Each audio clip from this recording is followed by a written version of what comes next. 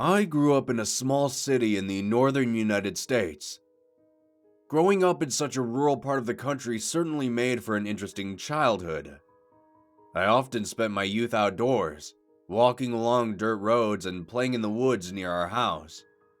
Those memories I have from my childhood must have made an impression on me, as once I was old enough to move out of my family's house, I decided to get a place of my very own, in this very town.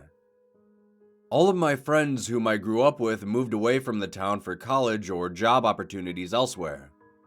I, on the other hand, had gotten a job working in a small department store in the center of our city.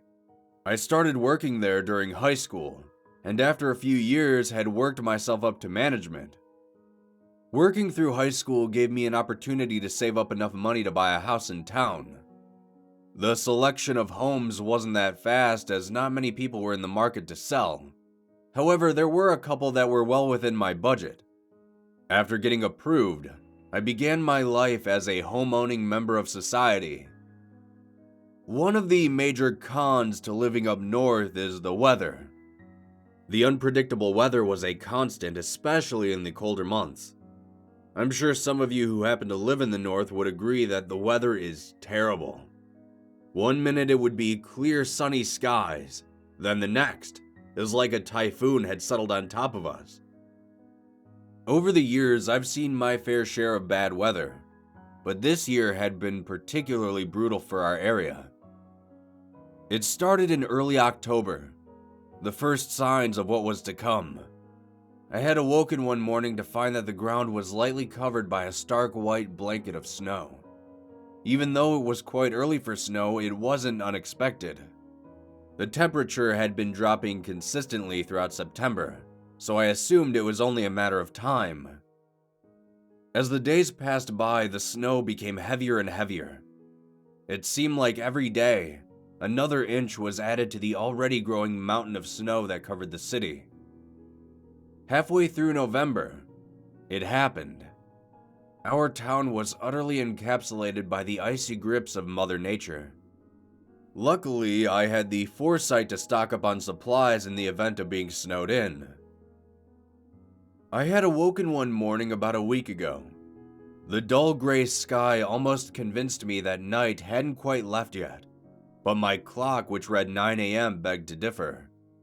I walked over to my bedroom window, which lightly rattled against the wailing gusts of wind outside. I found myself silently thanking that window for keeping the frigid air away from me. As I peeled back the curtain and tried my best to look outside, I found it nearly impossible. The snow was already covering the lower half of the window itself. The rest of the glass was frosted over, which made seeing through difficult. The flurry of crystallized water seemed to swirl in a violent torrent outside. I tightened my robe around me and instinctively rubbed my arms. I wasn't cold at that moment, but just seeing the outside was enough to send shivers throughout my body. As I got ready for the day, I called my boss and told him about my situation. He expressed that the majority of the people in town were having the same issue. He said, unfortunately, that work would be closed until the weather improved. I couldn't help but grin at the word unfortunate. He then said he'd contact me once the weather had cleared up. Before I could hang up, my phone crackled a bit and the call had been dropped, probably due to the bad weather outside. I made a pot of coffee and stared out of my large window in the living room. Despite the hours passing by, the weather was relentless. It was almost as if our town had angered nature in some way. As I stared through the glass, absent-mindedly in awe of such a spectacle, I thought I saw something in the blizzard. It was only for a brief moment, but it had been consumed by the wall of snow. I thought it might have been an animal, searching for shelter to wait out the storm. Just the thought of being outside in this weather was disheartening. The day went on, and I spent most of my time doing chores I had been neglecting up until I had nothing else to do. Then, once most of my house had been cleaned, I began watching some of my favorite movies to pass the time. I'd occasionally get up and give a passing glance to the window to see if there had been any break in the storm. There hadn't been, so with a sigh, I'd grab a snack and resume my movie marathon. That night, I found little rest as the wind outside produced a constant high-pitched shriek. It sounded like a banshee wailing outside my window. Despite the noise, I managed to drown it out with a pillow pressed tightly over my ears. The next morning was just as gloomy as the last. The sun was once again nowhere to be found, giving off this joyless atmosphere. The winds raged outside, and I was no longer in awe of nature. I was now just praying for its end. I made my way out into my kitchen and made a cup of coffee. As I sipped, I looked towards my window again. The snow had risen another couple of inches. I could feel myself growing more and more worried. In all my years living in this town, there hadn't been a blizzard as bad as this before. Watching the swirling haze outside was mesmerizing. As I stared, a break occurred in the snowfall, and for a second, I thought I saw someone standing outside in the snow. It looked almost like that figure I saw before. It was just a gray silhouette, being buffeted by the snow around it. As quickly as it had appeared, it vanished, consumed by the weather outside. I thought my eyes were still in the process of waking up, as the thought of someone simply standing outside in that weather wasn't likely. I tried to forget about what I thought I saw, and went on with my day. That night, as I was lying in bed trying to fall asleep, I heard a noise coming from my living room. At first I wasn't sure, but then it sounded again. It sounded like knocking on my front door. That was impossible, I thought. There was no way someone would be outside in this. I glanced over at my clock. 11 p.m. and dull red numbers glowed back at me. I sat up in bed, wondering if I would hear the noise again. 3 more thumps echoed from my living room, down my hallway, and into my bedroom. I could feel unease growing in the pit of my stomach. I got out of bed, put on my robe, and stepped out into my living room. I tried to explain the sounds I had heard as something being battered against my door by the wind, but something inside me knew that wasn't the case. I walked over to my door and tried to peek through the 3 glass windows that were set above it. Looking around, all I could see was a mix of black and white. There was no indication of anyone outside my door. Feeling a bit of relief, I thought my previous assumption had been confirmed. Just as I was making my way back to bed, I heard another knock, but this time it didn't come from my front door. The familiar sound of something hitting glass was apparent. I slowly turned towards my large glass window in the living room. Between the lightless sky and the frosted glass, it was difficult to see anything outside.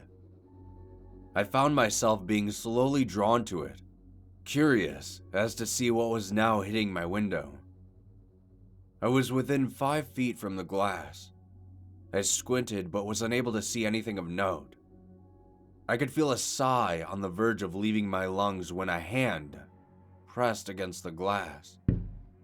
This bluish-white hand that struck the glass made me yelp as I took a step back. I couldn't believe what I was seeing. Someone was standing outside my window, in this blizzard.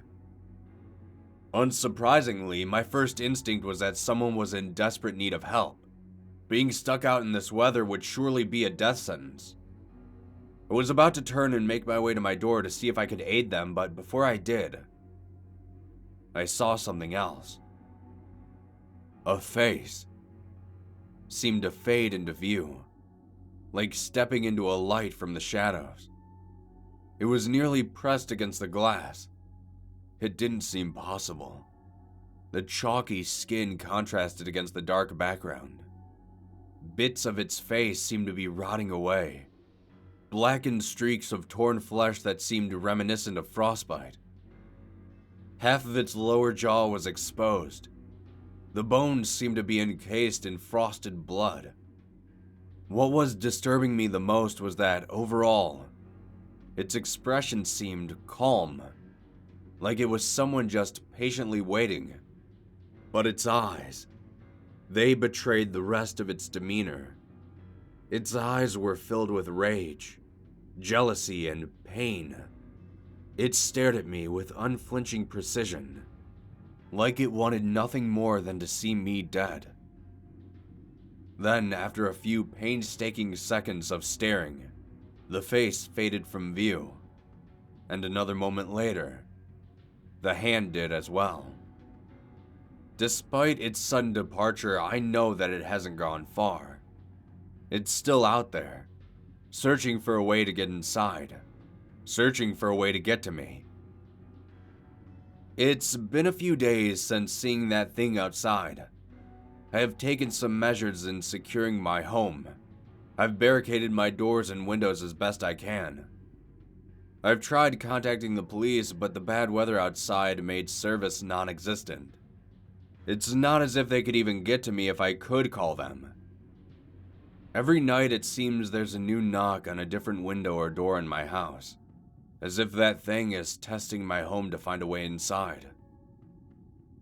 I'm just praying this storm lets up soon, because if it doesn't, and whatever that thing is breaks inside, I won't have anywhere else to run.